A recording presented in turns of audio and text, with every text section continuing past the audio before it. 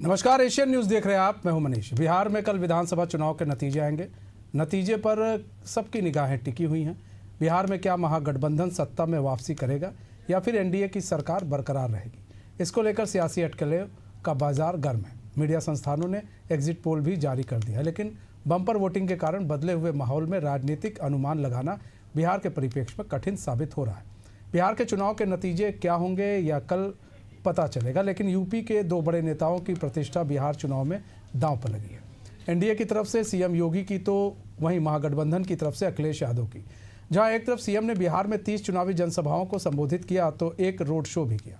वहीं महागठबंधन को मजबूत करने के लिए अखिलेश यादव भी बिहार चुनाव में उतरे और 25 जनसभाओं को संबोधित किया। अब देखना यह होगा कि जनसभाओं में पहुंचने वाली जनता वोट में कितनी तब्दील हो पाती है। ऐसे में क्या कुछ कहना है पक्ष विपक्ष का, पहले आपको वो सुनवा देते हैं, फिर हम रुक करते हैं चर्चा की ओर।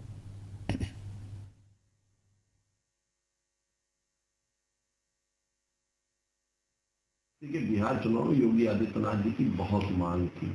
भले उन्होंने 30 जगह रैलियां की। आज योगी आदित्यनाथ की रैली ये मानता है प्रत्याशी जीत की गारंटी है। अखिलेश यादव ने वहां औपचारिकता पूरी की। वो गठबंधन के हिस्सा है, भले ही वो एक को सीट वहां नहीं लड़े हो, लेकिन वो जाकर वहां रैली करते रहे। जहां तक उत्तर प्रदेश के परिप्रेक्ष्य में है, ये दो शख्सियत का भी लड़ाई है, योगी आदित्यनाथ वर्सेज अखिलेश यादव, और दो पार्टियों की भी लड़ाई है, बीजेपी वर्सेज एसपी। देखिए, एक तो महागठबंधन की सरकार बनने जा रही, तो स्वाभाविक सी बात है कि हमारा उद्देश्य सफल हो जाएगा। दूसरी बात, 25 और 30 रैलियों से नहीं, हमने कोई रैलियां रिस्पांस देख करके थोड़े कि कौन सी सीटें जीतनी, कहाँ रैली करेंगे, कहाँ नहीं रैली करेंगे। जहाँ से डिमांड आई, वहाँ के लोगों ने, बिहार के चुनाव संचालकों ने, बिहार में राष्ट्रीय जनता दल ने जिन सीटों पे हमारे कार्यक्रम लगाए, हमारे नेता जा करके वहाँ पर उन्होंने सभा को संबोधित किया। लोगों में उत्तर प्रदेश और देश की भारतीय जनता पार्टी की जो सरकार की कुनीतियाँ हैं, उनकी सच्चाई उनके बीच में रखा। बाकी उनके रिस्पांस से, जीत और हार से इस पर कोई बहुत फर्क नहीं पड़ता कितनी सीटें।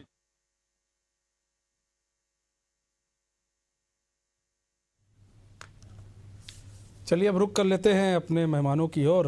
केसी जैन जी जुड़े हुए हैं, जो कि बीजेपी के प्रवक्ता, विवेक पांडे जुड़े हुए हैं, सपा प्रवक्ता हैं, राज शर्मा जुड़े हुए हैं, कांग्रेस के प्रवक्ता। आप सभी मेहमानों का बहुत बहुत स्वागत है। सबसे पहले रुक कर लेते हैं विवेक पांडे जी, आप ही का रुक कर लेते हैं। विवेक पांडे जी, फिलहाल जो एग्जिट पोल आ रहे हैं उसमें जो है काफ़ी चीज़ें दिख रही हैं। एनडीए को फिर बढ़त मिलती दिख रही है, महागठबंधन फिर पीछे दिख रहा है। लेकिन सवाल ये है सर, अखिलेश यादव की भी जो साख है वो दांव पे है, सीएम योगी की भी साख दांव पर है। 30 जनसभाओं को वो संबोधित कर चुके हैं, सीएम योगी एक रोड शो कर चुके हैं, अखिलेश यादव खुद 25 जनसभाओं को संबोधित कर चुके हैं। आप किस तरह से देख रहे हैं सर? देखिए, मंच पर उपस्थित सभी सम्मानित पैनलिस्टों को और आपके दर्शकों को पहले तो मैं विवेक कुमार पांडे प्रणाम समर्पित करूंगा। अपनी बातों को अनुमोदन के साथ अभिव्यक्त करने की अनुमति मैं आपसे और आपके मंच से, आपके दर्शकों से चाहता हूं। देखिए, यहाँ पे बात प्रतिष्ठा की नहीं है, यहाँ पे बात है लोकतंत्र के निष्ठा की। और सबसे बड़ी बात, इस बात को समझिए कि आदरणीय अखिलेश यादव जी की लोकप्रियता पर मैं बात नहीं करूंगा, क्योंकि देखिए ये बहुत छोटा हो जाएगा शब्द। ये शब्द अब इस शब्द से बहुत ऊपर जा चुके हैं, उनका व्यक्तित्व तो बहुत ऊपर जा चुका है। लेकिन बिहार चुनाव में जिस तरह से 5 मुख्यमंत्री, पूरा एनडीए कुनबा सिर्फ एक युवा को हराने के लिए खड़ा हो गया, मुझे लगता है ये बहुत ही अतिशयोक्ति थी। देखने वाली बात थी कि अगर आपको डर नहीं था तो पूरा कुनबा उतारने की आवश्यकता क्या थी। बिल्कुल जायज बात है। अभी आपने कहा कि रुझान आने लगे हैं, ओपिनियन पोल दिखने लगे हैं, मीडिया दिखा रही है, वही मीडिया है जिसे गब्बर सिंह ना मार सका, उस वीरों को मीडिया ने जिंदा मार दिया। और वो वीरों अपनी जिंदा रहते हुए अपने आप को मरता हुआ देख रहा था हर चैनल पे। लोग बधाई संदेश तक दे रहे थे। अब आप सोचिए, ऐसे ओपिनियन पोल दिखाने वालों की सत्यता पे आप कैसे भरोसा कर सकते हैं? उससे बड़ी बात पे आते हैं। मैं जहां तक मेरा आकलन है कल के वोट को लेकर के या कल का जो परिणाम आने वाला है, मुझे लगता है कि कहीं ना कहीं महागठबंधन की सीटें बढ़ेंगी। महागठबंधन मेरे आकलन के अनुसार 125 के आसपास के दायरे के ऊपर रहेगा। और एनडीए की बात अगर मैं करूं तो मुझे लगता है कि एनडीए 105 से 110 के बीच में सिमट जाएगी, जो मेरा आकलन है जमीनी। और बाकी पे अन्य हो सकता है कि दावेदारी करें। लेकिन एक बात तो सत्य है कि बिहार की जनता कहीं ना कहीं तेजस्वी यादव जी को पसंद कर रही है। तेजस्वी यादव जी की मांग है, तेजस्वी यादव जी को जनता मुख्यमंत्री के रूप में देखना चाहती है। और कल यकीनन मैं उम्मीद से कह सकता हूं कि तेजस्वी यादव जी उन्नत बिहार की और अग्रज बिहार की नई नींव रखेंगे, क्योंकि बिहार की जनता ने जो दर्द सहा है, जो दुख सहा है, जो जुमला सहा है, पलायन से लेके, रोजगार से लेके, अपनों से दूर रहने का, पर प्रांतों में जाकर के बदनाम होने का, बेइज्जत होने का, तमाचे खाने का, ये सारे कृत्य जब हो रहे थे, एनडीए लगातार मौन धारण करके बैठी थी। महाराष्ट्र के भी घटनाओं का बड़ा मानसिक असर पड़ा है। जिस तरह से पर प्रांतों में बिहारियों के साथ, उत्तर भारतीयों के साथ लगातार दुर्व्यवहार किया गया और उस पर सरकारें मौन रही, सत्ता दल मौन रहा, इसका भी बड़ा एक साइकोलॉजिकल इफेक्ट पड़ा है, जिसके कारण आप देखिए कि बिहार में जो लोग छठ करने गए, उन लोगों ने अपनी रोजी रोटी छोड़ करके इंतजार किया कि हम पहले इस बार मतदान करेंगे। बिहार की जनता इस बार लोकतंत्र को प्रणाम करके देखिएगा, लोकतंत्र की सरकार बनाएगी, जुमलों की सरकार को भगाएगी। ठीक है। राज शर्मा जी, यहाँ पर देखिए बात करें, विवेक पांडे जी ने बात की महाराष्ट्र की, बहुत सारी बातें की कि महाराष्ट्र में जो बिहारियों के साथ हुआ, किया गया, लेकिन राज शर्मा जी वो किसके साथ हैं? जो बिहारियों के साथ जिन्होंने ये कृत्य किया, वो किसके साथ है इस वक्त मौजूदा समय में? एक बात कहना चाहता हूँ, कल बिहार में एक नई किताब लिखी जाएगी, नई किताब लिखी जाएगी और निश्चित रूप से हो जाए कि हर पन्ने पे कांग्रेस का नाम जरूर हो। देखिए, बिहार में जो इलेक्शन हुआ, अभी विवेक भाई कह रहे थे, विवेक भाई बहुत अच्छे, हालांकि ये प्रवक्ता है लेकिन इन्हें विश्लेषक होना चाहिए था, ये बहुत अच्छे हैं। और मैं एक ही बात कहना चाहता हूं कि लोगों के अंदर एक भावना गलत फैल गई। जैसे माँ कह रहे हैं कि महिलाएं बढ़ गई, महिलाओं ने वोट दिया, महिलाओं ने एनडीए को दिया, नहीं दिया। बुजुर्ग महिलाओं ने दिया होगा, मगर जो युवा महिलाएं, उनको नीतीश जी का वो बयान जो सदन में दिया था उन्होंने विधानसभा में, वो याद रहा। क्योंकि हम लोग ये जानने क्या चाहते हैं, हम लोग, मेरा मानना है कि 3-4 रिश्ते बड़े पवित्र होते, बीवी का, बहन का, माँ का, बुआ का। ये हम लोग हिंदुस्तान में सब जाके, क्योंकि मैंने डिफेंस में रहा हूँ, तो हमने ये देखा कि हम लोग महिलाओं को इज्जत बहुत देते थे, तो वो वोट हमारे पक्ष में पड़ा। और दूसरी बात, युवा का वोट, जैसे मैंने किसी चैनल में कहा था, उनसे भी ऐसे कह रहे थे, तो मैंने चैनल पे भी कहा था, आप ही देख लीजिए, आप ही के चैनल में मैं देख रहा था, तेजस्वी जी को सब लोग पसंद कर रहे हैं, क्योंकि 16 से 17 महीने तेजस्वी जी रहे नीतीश जी के संग, उन्होंने रोजगार दिया, जिसमें नीतीश जी कहते कहाँ से लाओगे पैसा, तो पैसा लाना या नहीं लाना ये अलग बात है, आपके अंदर एक इच्छा शक्ति होनी चाहिए मनीष भाई। अगर इच्छा शक्ति है तो आप कहीं पे भी, ऊंचाइयों पे भी जा सकते हो, दबंगियत से जा सकते हो। मैं एक बात कहना चाहता हूं, कल का देख लेना, कल का ट्रेंड देख लेना, सत्ता तो हम ही बनाएंगे। और याद रखिएगा, बिहार की सत्ता, मैं कल इस पे भी डिबेट करूंगा, बिहार की सत्ता इस देश को नई दिशा और दशा देगी। और युवा चाहता है, देखिए ये 10,000 5,000 फ्री के राशन पे अब इस देश का युवा जीना नहीं चाहता। वो चाहता है मुझे नौकरी मिले, मैं एक स्वाभिमान के संग जीऊं। और क्योंकि लोग ये भी देख रहे थे कि जो फ्री का अनाज मिलता है फ्री का, उसमें जो चावल होता है घटिया होता है, मैं देखता हूँ वीडियो में। और मैं एक और बात बताऊंगा मनीष भाई, मैं आप लोग से एक विनम्र निवेदन करूंगा, आप लोग युवा हो, हम लोगों ने तो जीवन जी लिया, और आप हो या विवेक हो, आप लोग युवा हो, इस देश को बचाने की जिम्मेदारी आप लोगों पे है। हमने तो जी लिया, हमने इस देश को इस अग्रसर तक लाए हैं। और मैं चाहूंगा कि जैन साहब की भी, जैन साहब की भी, कैसी जैन जी जवाब दीजिए। जैन साहब, इस देश को बचाने के लिए चलना, देश की बर्बादी की कॉस्ट पे पार्टी को डिफेंड मत करना। ठीक है, कैसी जैन जी? देखिए, भाषण देने में और फंसाने में राज शर्मा का कोई सानी नहीं है। राज शर्मा जी का यही राज शर्मा जी है, जब दिल्ली में आम आदमी पार्टी के मुखिया अरविंद केजरीवाल अपनी ही पार्टी की एक नेता के साथ में किस तरीके से अभद्रता हो रही थी सीएम कार्यालय में, कहते हैं घर का मामला है सुलटा लेंगे, और उसके बाद उनके सामने जाके खड़े हो गए पूरी आम आदमी पार्टी के सामने जाके खड़े हो गए दिल्ली में, बटिया बैठ कर दिया पूरा आम आदमी पार्टी का। तो इनका कोई सानी नहीं है, राजनीति के पक्के खिलाड़ी है कांग्रेसी। लेकिन एक चीज जान लीजिए मनीष जी, देखिए बिहार में जो कुछ हुआ है वो ईवीएम में बंद हो चुका है। कल सारी चीजें जनता के सामने होंगी, लेकिन जिस एग्जिट पोल को लगातार ये लोग खारिज कर रहे हैं, अगर कहीं बढ़त ना देती एग्जिट पोल तब ये क्या करते? तब तो जश्न बना रहे होते, पहले से ही पटाखे फूट रहे होते मन के अंदर भी, पार्टी कार्यालय में भी, और तारीफ कर रहे होते मीडिया की भी। लेकिन अगर एग्जिट पोल इनके खिलाफ आ रहा है, सीधे पूरी मीडिया को खारिज कर देना, गोदरी मीडिया कहना, और उसके साथ साथ ये कह देना कि भाई जनता ने जो केसी भाई ये कल होगा, कह रहे हैं केसी भाई कल ये होगा, केसी जैन जी ये कल होगा, पक्का होगा, देखिएगा। वैसे भी मीडिया से इन लोग का 36 का आंकड़ा हो गया, ये कल होगा, देखिएगा।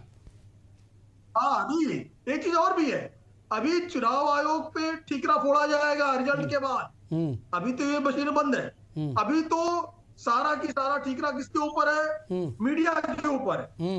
अभी मीडिया को गोदी मीडिया का है, मीडिया से ये जो गेंद है ना वो सीधे चुनाव आयोग के पाले में चली जाएगी। उसके बाद में ये किक मारेंगे, सीधे अटैक किस पे करेंगे? चुनाव आयोग पे करेंगे, ईवीएम मशीन पे ठीकरा फोड़ेंगे। अरे जनता के जनादेश को स्वीकार करने की क्षमता है, और अगर नहीं मान रहे फिर चुनाव का मतलब क्या है? जिस लोकतंत्र की आप बात करते हैं, जिस संविधान को बचाने की आप बात करते हैं, जिसकी बात कांग्रेस के लोग कर रहे थे कि नहीं मोदी जी आ जाएंगे संविधान खतरे में पड़ जाए। अरे कौन सा संविधान खतरे में पड़ गया? मोदी जी तो आ गए, कार्यकाल भी अपना पूरा कर रहे, लेकिन कोई खतरा आया नहीं आया, तीसरी बार प्रधानमंत्री बन गए।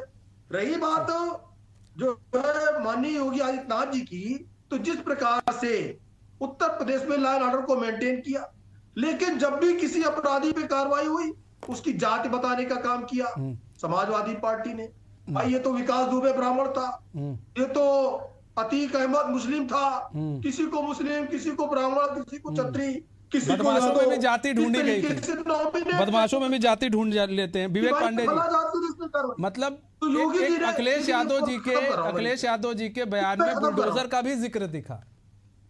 मतलब उनको भी मालूम है कि योगी आदित्यनाथ आएंगे तो बदमाशों की बात करेंगे कि कैसे यूपी के अंदर बदमाशों पर बुलडोजर की कार्रवाई हुई, कैसे उन लोगों को चुन चुन कर मारा जा रहा है, उनके खिलाफ कार्रवाई हो रही है, इसलिए उन्होंने बुलडोजर का जिक्र किया।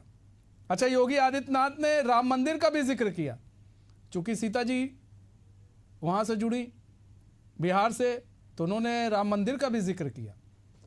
कई चीज़ों को उन्होंने मिलाकर बोला, और बोला कि किस तरह से राम मंदिर को लेकर आप लोगों ने गोलियां चलाई राम सेवकों पर, बहुत सारी बातें बोली गई। आज की डेट में सर ये तो बात क्या लग रहा है कि इन बातों का असर जनता पर पड़ेगा। दूसरी चीज़ ये, एक दूसरा आपसे सवाल ये होगा कि आप जो चुनाव हुए बिहार में उसको किस तरह से देखते हैं? चुनाव अच्छे से हुआ? चुनाव आयोग ने अच्छे से चुनाव कराया कि नहीं कराया? देखिए, पहले सवाल का जवाब पहले देना चाहिए जी। योगी आदित्यनाथ जी की पूरी राजनीति केवल हिंदू और मुस्लिम के धुरी के बीच में घूमती है। योगी जी एक सबसे बड़े प्रदेश के मुख्यमंत्री होकर के चुनाव में जाते हैं और वहां पे वो हिंदू मुस्लिम मंदिर मस्जिद इस तरह की बातें जब व्यक्त करते हैं तो मुझे लगता है कि उन हजारों करोड़ के एमओयू की बात क्यों नहीं होती, उन बिजनेस समिट्स की बात क्यों नहीं होती जिनके दावे के आधार पे उत्तर प्रदेश को सबसे उत्तम प्रदेश घोषित किया गया था। वो उद्योग कहाँ है? एक मुख्यमंत्री अगर अपनी उपलब्धियों की जगह धर्म और धार्मिक मुद्दों पर ही जनता को आकर्षित करने का प्रयास कर रहा है, तो मुझे लगता है कि कहीं ना कहीं उत्तर प्रदेश की व्यवस्था में, प्रशासनिक व्यवस्था में, राजनीतिक व्यवस्था में दुर्व्यवस्था घर कर चुकी है, जिसको संभालने का या जिसको दिखाने का प्रयास करना कहीं ना कहीं कुर्सी गंवाने के समान है। इसीलिए दूसरे राज्यों में जब जाते हैं तो इस तरह की बातें करके जनता को मुद्दों से भटकाने का प्रयास किया जाता है। हम और वो की राजनीति कब करता है एक राजनेता? हम और वो की राजनीति एक राजनेता तब करता है जब उसके पास अपने उपलब्धियों को बताने के मापदंड नहीं होते।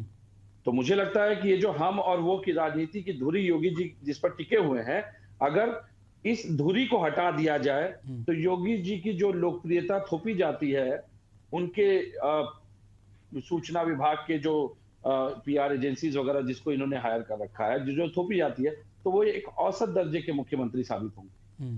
क्योंकि मुझे लगता है आदरणीय अखिलेश जी आज भी जब बिहार चुनाव में गए, लैपटॉप की बात की, एजुकेशन की बात की, शिक्षा की बात की, मेट्रो की बात की, लेकिन योगी जी वर्तमान मुख्यमंत्री रहते हुए भी इन बातों की बात नहीं करते, विकास की बात नहीं करते, उद्योग की बात नहीं करते, रोजगार की बात नहीं करते, पलायन रोकने की बात नहीं करते। मैं तो बार बार एक बातें बोली, मुद्दा मैंने तो ये इसको इसलिए जोड़ा जा रही है ताकि चीजें जो है हम आप ये भी मैंने इसलिए जोड़ा क्योंकि इसका असर भी देखने को मिलता है। बिहार के चुनाव में कौन कितना विकास की बात कर रहा था वो आपको ही मालूम है। बिल्कुल जायज बात है, मैं आपकी बात को कहीं नकार नहीं रहा।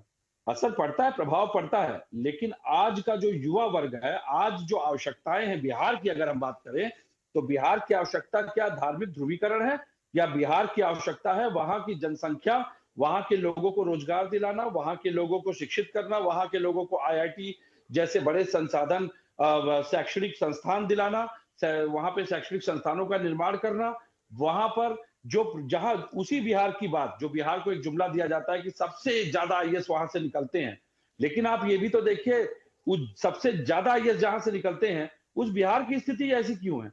कभी इस पे चर्चा हुई? देश का 44% गोल्ड रिजर्व अकेले बिहार की जमीनों में सर, है। मैंने दूसरा सवाल भी पूछा था आपसे। में काम हुआ। मैंने दूसरा सवाल भी पूछा था आपसे। मैं दूसरे सवाल पे आ रहा हूं। मैं पहले सवाल का जवाब अब यहाँ पे समेट रहा हूं और दूसरे सवाल पे आ रहा हूं। हाँ सर, जल्दी। दूसरा सवाल आपने जो पूछा था कि क्या बिहार के चुनाव को हम निष्पक्ष मानते हैं? बहुत स्पष्ट बात मैं बता दूं, बिहार के चुनाव की निष्पक्षता को प्रभावित करने का कल रात से प्रयास हुआ और उसके कई वीडियो भी जारी किए गए। अगर सक्रिय रूप से कार्यकर्ता आंखों की नींद को उड़ा करके वहां पहरा नहीं दे रहे होते तब इस पे प्रश्न चिन्ह लग सकता था। लेकिन मतलब निष्पक्ष चुनाव हुआ कि नहीं हुआ? चुनाव निष्पक्ष हुआ? अभी तक तो दिखाई दे रहे हैं, निष्पक्ष दिखाई दे रहे हैं, अभी तक दिखाई दे रहे हैं। बहुत बढ़िया, ठीक है। विवेक पांडे जी, कल 8 बजे आपको जोड़ूंगा मैं, और मैं चाहूंगा कि समय दीजिएगा आप। राज शर्मा जी आपके पास आ जाते हैं। बिल्कुल बैठूंगा। विवेक पांडे जी ने कहा निष्पक्ष चुनाव हुआ है और आपसे भी यही सवाल है सर, चुनाव निष्पक्ष हुआ है तो फिर हम आगे का सवाल बात को लाइए। मैंने कहा कार्यकर्ताओं की मुस्तैदी की वजह से नहीं वो ठीक है, लेकिन आपने कहा ना कि निष्पक्ष चुनाव हुआ है कार्यकर्ताओं की। हाँ ठीक है, कार्यकर्ता आप चलिए हम मान लिए, आपकी बात मान लिए कि आपके कार्यकर्ता, उनके आरजेडी के कार्यकर्ता, सबके कार्यकर्ताओं के मुस्तैदी के वजह से निष्पक्ष चुनाव हुआ है, ठीक है ना सर? हाँ ठीक है। हाँ, बिल्कुल, जनता बस अब हम आपके, अब राज शर्मा जी सर आप बताइए, निष्पक्ष चुनाव हुआ है? नहीं, देखिए जनता ने तो निष्पक्ष चुनाव करा है, लेकिन वहां पे एक वीडियो चल रहा है कि एक जगह अमित शाह गए, वहां पे वीडियो कैमरों को बंद कर दिया गया। इससे एक शंका का उत्पन्न होता है। कहाँ वीडियो देखा था सर आपने? हैं? मैंने देखा, मैं वीडियो पे देखता हूँ, मेरे पास क्या, मैं आप जैसा पत्रकार का हूँ, मुझे तो जो दिख जाता है मैं उसी पे बोल देता हूँ। हाँ। मेरे पास ऐसे सूत्र कहाँ हैं? इस तरह के व्हाट्सएप भी बहुत आते रहते हैं, व्हाट्सएप चीजें बहुत आती रहती है। व्हाट्सएप का क्या करना है? आपके क्या लोग कहते हैं व्हाट्सएप यूनिवर्सिटी से अगर हम चीजें निकाल कर बात करें तो कोई फायदा नहीं है ना सर? तो मैं एक और बात कह दूंगा फिर कि ये निष्पक्ष, अगर खेड़ा जी ने लाइव दिखाया है, खेड़ा जी ने लाइव दिखाया है, कैमरे को ढका गया था, लिफ्ट के अंदर के कैमरे ढके हुए हैं वहां होटल में। पवन खेड़ा जी बड़े मुस्तैद रहते हैं। ये अगर चुनाव जिस तरह जनता ने निष्पक्ष करा और उस तरह निष्पक्ष बीजेपी ने रहने दिया तो कल एक इबादत सर नहीं बीजेपी क्या करेगी अब उसमें? जब जनता ने चुनाव, अब तो सारी ईवीएम मशीन बंद हो गई, तो अब बीजेपी क्या करेगी? मैं तो एक सवाल पूछता हूं कि ऐसा क्या बात होती है जब जब चुनाव होता है आतंकी हमला हो जाता है? और बहुत बड़ी बात है। हाँ। एक दिन पहले आतंकी हमला कर दो, उसके बाद प्रधानमंत्री। सर इस पर राजनीति मत कीजिए सर, हमारे कई लोग मारे गए हैं। ना गलत चीज। आपने चुनाव से जोड़कर तो देख लिया, लेकिन चुनाव खत्म हो चुका था सर, चुनाव खत्म हो चुका था, वोट पड़ चुके थे। नहीं, गलत बात। 10 तारीख को कितने बजे हुई ये घटना? चुनाव खत्म हो गया था क्या? 5 बजे के बाद हुई थी क्या? आप पहले मेरी नहीं अच्छा माफ कीजिएगा, अब मैं उस चीज को वापस लेता हूं, मैं माफी चाहता हूं उस चीज को। मैं ये कह रहा हूं सर कि चुनाव को लेकर और जो हमारे यहाँ बम विस्फोट हुआ है सर, उसको लेकर राजनीति मत कीजिए सर, ये मेरा कहना है। अच्छा, कौन कर रहा है? भारतीय जनता पार्टी नहीं कर रही है। भारतीय जनता पार्टी क्या कर रही है सर कि नहीं हम सबक सिखाएंगे? क्या कर रही है? ठीक है सर। केसी जैन जी, सारे नेता कह रहे हैं, सारे प्रवक्ता, वो तो जैन साहब का शुक्रिया जल्दी से सर, समय जो कम है हमारे उन्होंने पास। बोला। देखिए मनीष जी, इनके पास कोई मुद्दा नहीं है हाँ। और शर्म नहीं आती है इन कांग्रेस के लोगों को कि आतंकवादी घटना को राजनीति कर रहे हैं। देश के अंदर बैठ के देश के अंदर राजनीति, जो काम आतंकवादी कर रहे हैं वही काम ये कर रहे ये हैं। बीजेपी मतलब ने वो कराया है। ये स्वीकार ये कर रहे हैं कि आतंकवादी हमला प्रभावित करना चाहते हो, चुनाव बीजेपी ने प्रभावित कराया। अरे ये आपको मेरा तो ये कहना वर्जन है। चाहिए, वो कांग्रेस हो, भाजपा ही हो, सपा ही हो, उसको ये कहना चाहिए, ठीक है। सीना ठोक के कहना चाहिए कि कितना भी ठीक है, प्रयास कर ले ठीक है सर। आतंकवादी, ठीक है, यहाँ पे समय कम है। देश बहुत के बहुत अंदर- धन्यवाद आप सभी मेहमानों का हमारे साथ जुड़ने के लिए और अपना बहुमूल्य समय हमें देने के लिए। तो थोड़ी सी गलती हो गई थी समय को लेकर। 10 तारीख को ये घटना हुई, बड़ी दुखद घटना हुई और उसे हम लोगों ने सोचा 11 तारीख को। इसके लिए हम क्षमा भी चाहते हैं।